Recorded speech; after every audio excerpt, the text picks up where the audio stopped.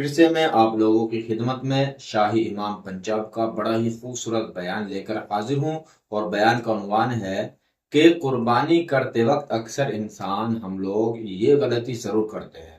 آئیے دیکھتے ہیں کہ وہ غلطی کون سی ہے، کہیں وہ غلطی ہم خود بھی تو نہیں کرتے، تو اس بیان کو آپ لوگ ضرور سنیں اور پورا سنیں۔ تو ہمارے یہاں نیا دھندا نکل آیا آج کل، وہ کہتے کوئی بڑے جانور پہ قربانی کا حصہ ڈال دو، بوجھ اتر جائے سر سے، تو بس پھر بوجھ ہی اترا، ابھی دل سے قربانی قبول نہیں ہوئی ہے، فتویٰ ہی لاگو ہوا ہے، روح نہیں ہوئی۔ اللہ اکبر۔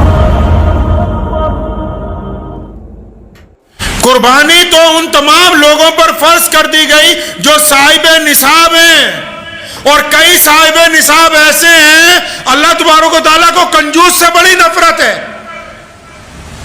آپ کو پتا ہے کہ کوئی کنجوس 5 ٹائم نماز پڑھتا ہو، روزے رکھتا ہو، حج کرتا ہو، زکوٰۃ دیتا ہو، لیکن جائے گا کہاں؟ جہنم کے اندر۔ پڑھیے بخاری شریف اٹھا کے، کنجوس کا ٹھکانہ جہنم ہے۔ تو ہمارے یہاں نیا دھندا نکل آیا آج کل، وہ کہتے کوئی بڑے جانور پہ قربانی کا حصہ ڈال دو، جس طرح تراویوں میں بھی شروع ہوا نا بھائی، کوئی حافظ ریل پکڑ لو، بس 3 دن میں نپٹا لو۔ اللہ نے جن کو اتنا زیادہ نوازا کہ وہ 10 چھوٹے جانور کر سکتے ہیں، وہ کہہ رہے چلو بھائی کہیں 1000 روپے میں 800 روپے میں بس دور ہی کام نپٹ جائے، بس بوجھ اتر جائے سر سے، تو بس پھر بوجھ ہی اترا، ابھی دل سے قربانی قبول نہیں ہوئی ہے، فتویٰ ہی لاگو ہوا ہے، روح نہیں ہوئی۔ روح تو تب ہوگی جس استطاعت کے ساتھ اللہ تعالیٰ نے، جس عزم کے ساتھ تمہیں بنایا ہے، اللہ تبارک و تعالیٰ نے جو تمہیں وسعت عطا کی ہے، اللہ تبارک و تعالیٰ نے جو تمہیں نوازا ہے، تم اس نوازنے کے معیار کے مطابق اگر قربانی نہ دو، پھر کون سی قربانی ہے یہ؟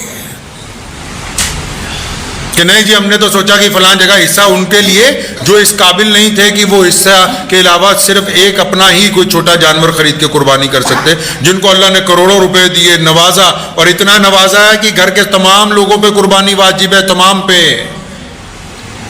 سن لیجئے سب پہ واجب ہے۔ وہ سوچے نہیں کہ بس ایک ہی کر دیں، یا کچھ 100 کلومیٹر کے بعد کسی کو پیسے بھیج دیتے ہیں وہاں پر قربانی کر دے، ہمارا 50,000 لاکھ روپے بچا دے۔ تم نے بچا کے کوئی کمال نہیں کر لیا ہے، اگر دل مطمئن ہے تو کیجئے۔ ہر بندہ اپنی ظاہری حالت کو بھی جانتا ہے، باطنی حالت کو بھی جانتا ہے، ہر بندے کو پتا ہے اس کی مالی حیثیت بھی کیسی ہے۔ اگر آپ کا دل حصہ دے کے مطمئن ہے کہ واقعی میرے پاس اور اتنے پیسے نہیں تھے کہ میں اپنے ہی گھر میں قربانی کرتا چھوٹے جانور کی لا کے، اور اب میں بالکل اس پہ مطمئن ہوں، تو پھر تو ٹھیک ہے۔ لیکن اگر آپ یہ سمجھتے ہیں کہ ہاں میں نے فرض ادا کر لیا، اتنے پیسے بچ گئے، دل کے اندر چور موجود ہے، تو قربانی میں بھی ہیرا پھیری ہے، یہ کی کرتا جاتا ہے۔ بلے شاہ نے کہا نا کہ نماز بھی نیتی جانا ہے، ٹھگی بھی کیتی جانا ہے، آ کی کیتی جانا ہے۔ تو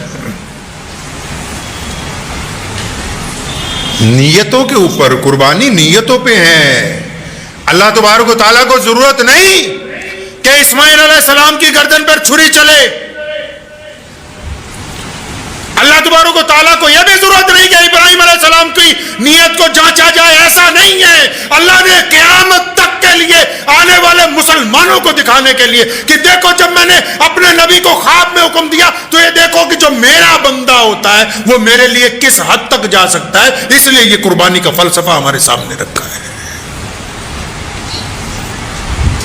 یہ کس نے کہا کہ صرف جانور ذبح کرنے کے ساتھ قربانی ہو جائے گی؟ قربانی کو زندگی کے ہر معیار پر لانا ہوگا۔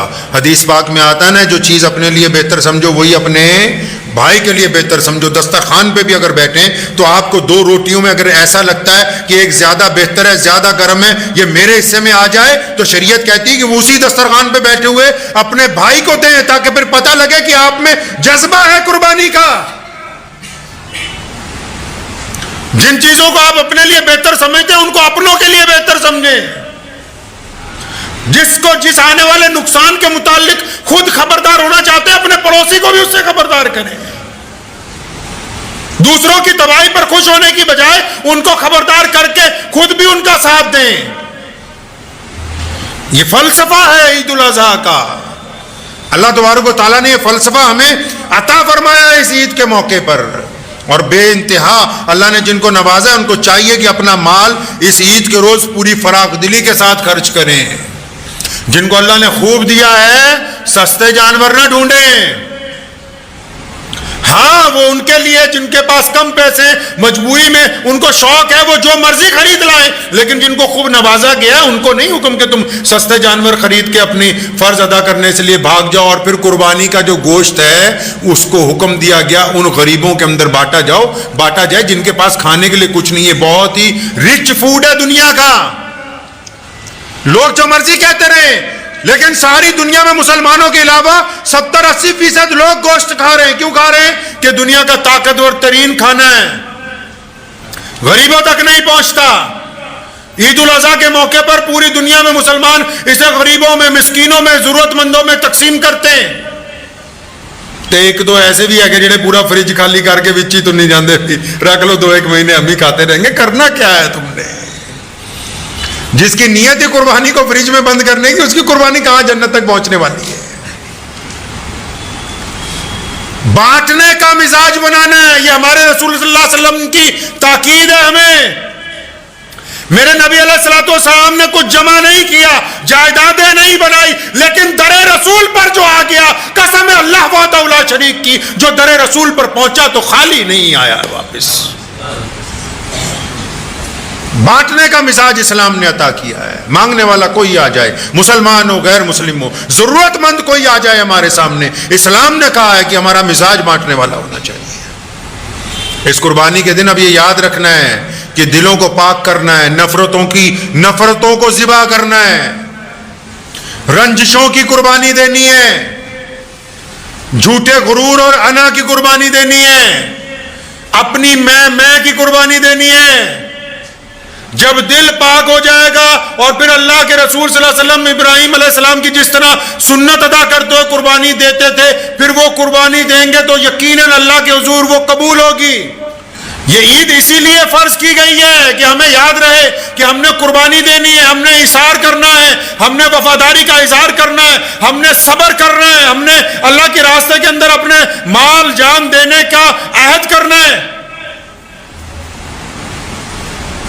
لوگ جانور کی قربانی دینے کے لیے تیار ہیں, اپنی جھوٹی انا کی, اپنی غیر ضروری غیرت جو بنا رکھی ہے لوگوں کے درمیان, اس کی قربانی دینے کے لیے تیار نہیں ہے. قربانی یہ تھوڑی کہ آپ قیمتی جانور خریدیں, سارے محلے کو بتاتے پھریں.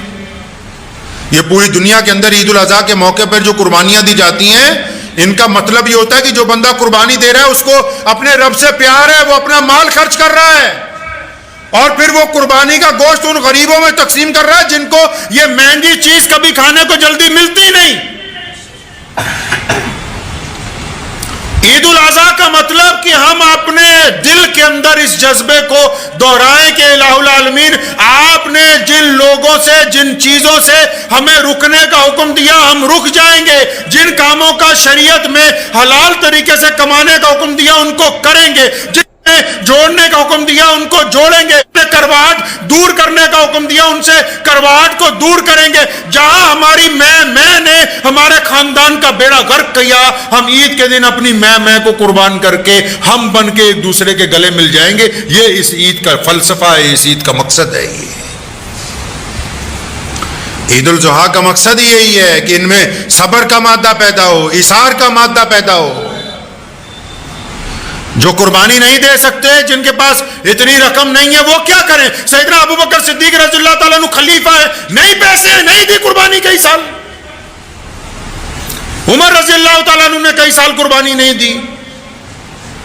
لیکن اصل قربانی کیا ہے؟ اصل قربانی محمد رسول اللہ صلی اللہ علیہ وسلم کے دین پر پابند ہونا ہے. اصل قربانی ماں باپ کی اطاعت ہے. اصل قربانی اپنے بھائی سے وفاداری ہے. اصل قربانی غریب اور مستحق لوگوں کی مدد کرنا ہے. اصل قربانی اپنی جھوٹی انا کے لیے پنچایت میں غلط فیصلے کو واپس لینا ہے. اصل قربانی کسی کی ماں بہن بیٹی کو عزتیں عطا کرنا ہے. اصل قربانی کسی بھٹکے ہوئے کو راستہ دکھا دینا ہے. یہ تمام قربانیاں تب ہیں جب ہم ہمت ہمت رکھتے ہوں اپنے دل کو قربان کرنے کی. صرف اگر جانور ذبح کرتے ہیں تو لطف نہیں آئے گا جب تک ہم اپنی انا نہیں قربان کریں گے اللہ کے راستے میں.